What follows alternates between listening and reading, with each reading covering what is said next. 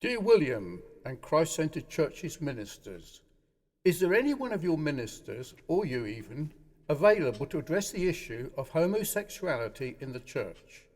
The reason is, in the UK, the National Church of England, they are discussing how to include homosexuals, that is the LBGT community, as members of the church, including same-sex marriages. It is also happening in certain Baptist churches, and I wish to address the issue at the church that I attend. History. When I first went to New Billericay Prison in 2001, I asked Lucas to ask his men to address the issues of the roles of women in a Christian church from a biblical point of view.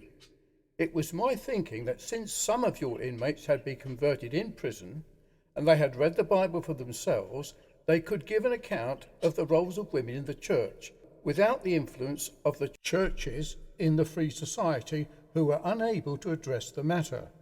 My reasons were because in the UK at that time, they were beginning to appoint women as elders in Christian churches.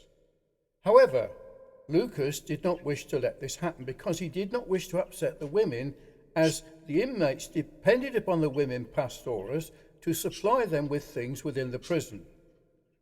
I felt disappointed that no one was willing to address the matter, as I believed the elders of MBPTI could have done a good job. It never happened, so I wrote the book, Mary, Mary, Quite Contrary. Here is the link.